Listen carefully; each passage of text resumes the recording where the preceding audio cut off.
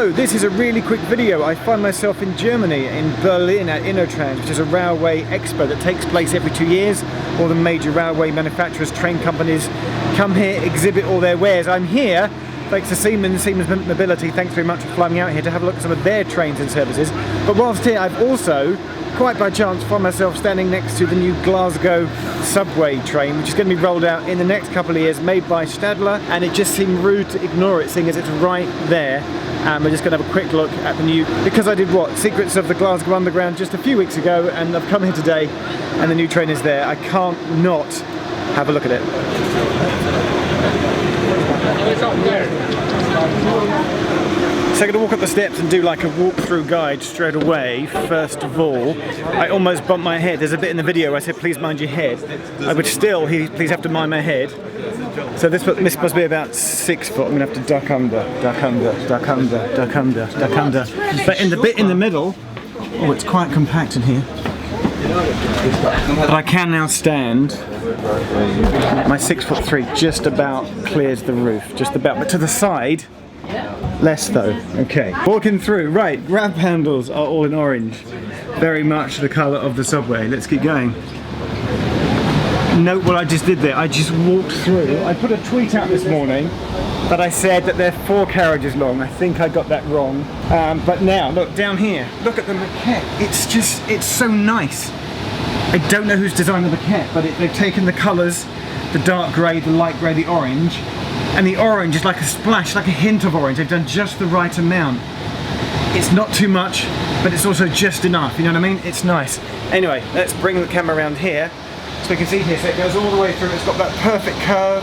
It's got the curve, it's got the curve. The doors are on the curve. The curve actually, if you look on the doors, goes quite a long way up. It curves in quite a lot like that. So it's only this central section, as I say, where my head can have its clearance, that I can stand up upright. There's a couple of screens in the end here. There's one here showing the map right now. There's another screen over there as well. Let's keep on going down.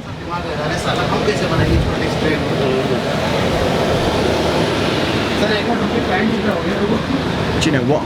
I think that is 4 carriages after all. That is 4 carriages. And at the front, what have we got here? Someone's just vacated this seat, so I'm just going to come in and sit in the driver's cab right now. I can see a very simple joystick, phone, buttons and control. The controversy is that there appears to be speculation that the trains will be driverless. And there's been some discussion on Twitter today as to whether there will be like a train captain like the DLR, or whether there will be no staff on board at all. I don't know what that is. Maybe they're giving them the option, because you've got the cab up here, there is a cab here, and down the other end there isn't a cab. Let's go down the other end.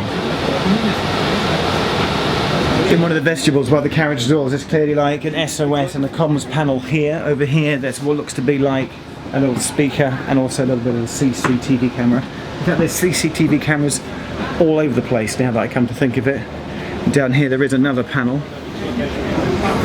There's another panel here, but that's because this is in the area that's set aside for wheelchair access. And over here, flip down seats.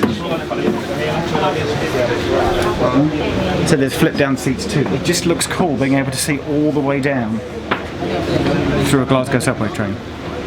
I like it. Now the other end there clearly was a cab space here. A little bit like the DLR, where there's that control panel that flips down. It looks to me as if here the controls pop out from under the seat. So I'm unclear as to whether there will be a cab at this end or not. Or maybe that's just an option. You can either have a cab or one of these. So if they are driverless, somebody still can come in and take over manual control by just popping up the control from under the seat. So I've just gone and got a brochure off a nice man at Stadler that's outside. He's given me the facts I should have asked before I should have started to make the video. There are 4 cars. I'll do a cutaway shot now to the fact that what you can see is that the end 2 cars are longer than the middle ones. So car 1 and car 4, the end cars are 13 metres long, and the 2 middle cars, cars 2 and 3, are only, I think he said, yeah, 7 metres long.